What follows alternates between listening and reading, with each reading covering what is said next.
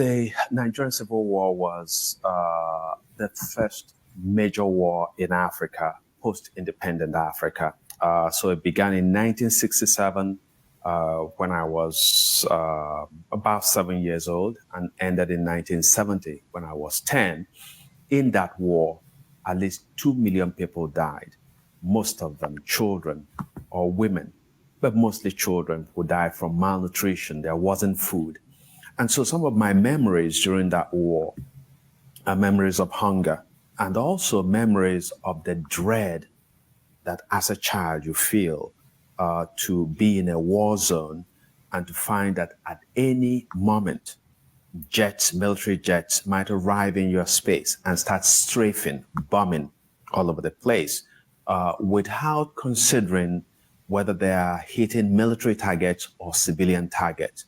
And so we constantly had to be attentive to a sound, because, these jets come quickly. And once they come, you start hearing the boom, boom of bombs exploding all over the place. So we had to run into bushes and brushes, and you just had to lie down. And sometimes, you saw the metallic eggs, these fearsome bombs, as they were coming out of the planes. And then you saw them as they hit ground. As a child, to lose your innocence, to see people who have been killed, to see a man slump at a refugee camp where he's gone to look for food and he's standing in line, and you just see him slump.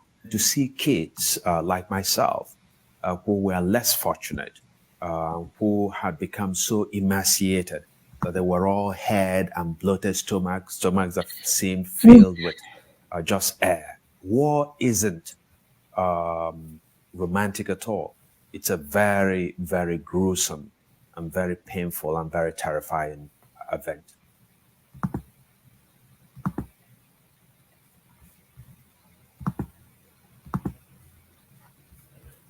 All right, so that's our brother giving a first-hand account of what took place that day that they want us to forget. Like my sister said, their goal was to exterminate until there was a are we still on? Yes, we're on. Yeah, there's a divine intervention. Yes, I'm on a different screen. Yes, until divine intervention came. So we will never forget our people, because, like my sister said, without them, we will not be here. So they can play the games that they're playing, pretend like it didn't happen, because our skin tone doesn't demand that they recognize what has happened to us. But we are going to recognize what happened to us. So we are going to move on today. Unless, sister, do you have anything to add? Oh, the intro. Oh, okay. Intro, right. Yes, so the intro is kind of a recap because, we've run this series. This is the final part of it. The plan part of the plan that they had, after they couldn't exterminate us within the 3 years.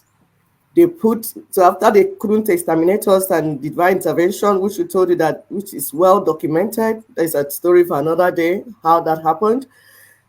After their plan didn't work, to physically exterminate us, they now put mechanisms in place to make sure that we are driven from our land, that we are scattered all over the world, that our land is not developed, and that we continue to suffer. And 54 years after that, we are still suffering. So we have shown you, we've run part 1. Please, if you have not watched this series, who are the enemies of the people? Who are the enemies of the people? If you have not watched part 1, part 2, we'll put the links here. Please, you go and watch them so that you follow today. So as a recap, a genocide, like according to Kofi Annan, a genocide begins when the killing of one man or one woman is not done because of, okay, let me take it again. Begins with the killing of one man or one woman, not for what he has done, but because of who he is. That's according to Kofi Annan.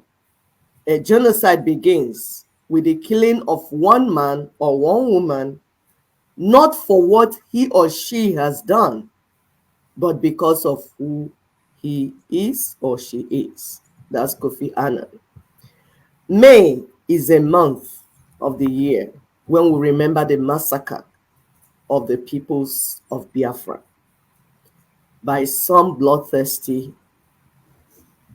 foreign instituted puppets called generals, who also captured and distributed Biafran women, Biafran girls among themselves.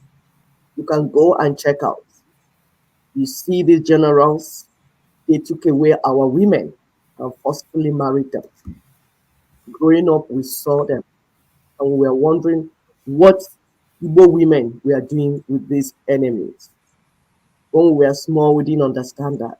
It didn't make sense. Like, how will you fall in love with a man that will kill all your uncles and brothers and sisters and everyone? Like Miriam Babangida, everyone in her town died. All the males were killed. How will you fall in love with the person that killed her? How does that happen? It did not make sense to us. Now we know that they were part of war booty and they disputed to the rest of their people. Took everything, resources, land, oil, everything, everything. Took our future, took our present, took everything. Have Nigerians learned anything? No, they chose to cover this genocide. And right now, genocide is happening everywhere. Northeast, Northwest, Middle West, everywhere, Southwest, everywhere. Because injustice anywhere is injustice everywhere. So it has spread everywhere. That thing you condone, it happened to Igbo people, you say it was okay. Now, go on. Your people are paying with their blood.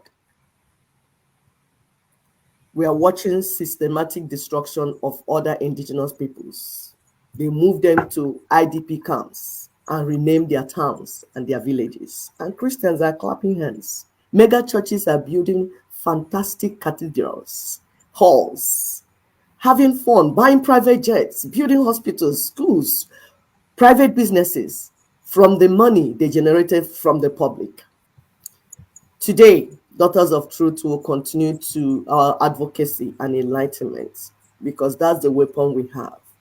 The only weapon against ignorance is information. It is not AK-47, it's not machete, it's not a bullet, it's not, it's information.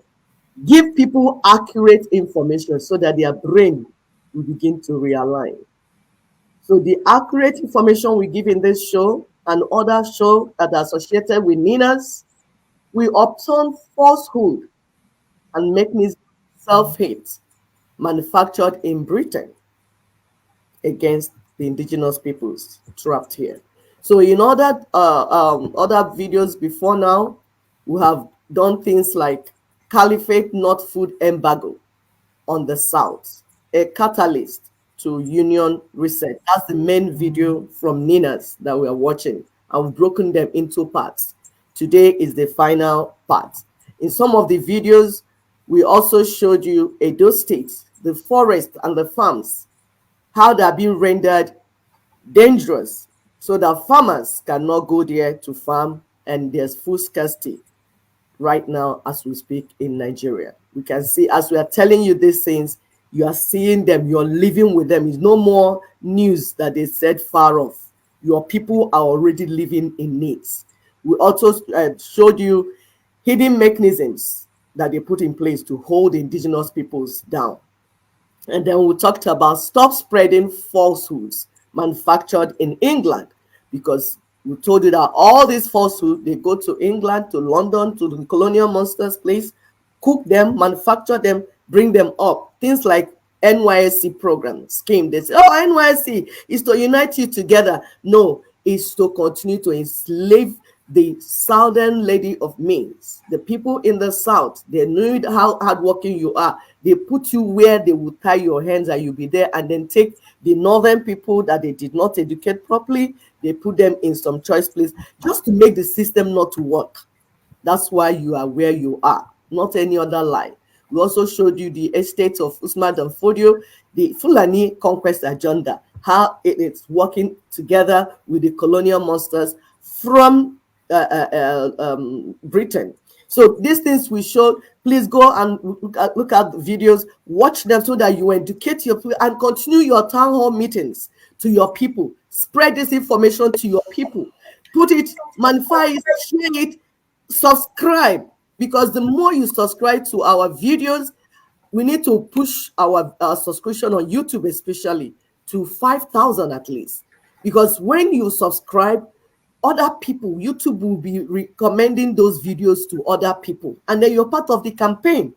And before you know it, our people will get the information that they need to get. Thank you very much.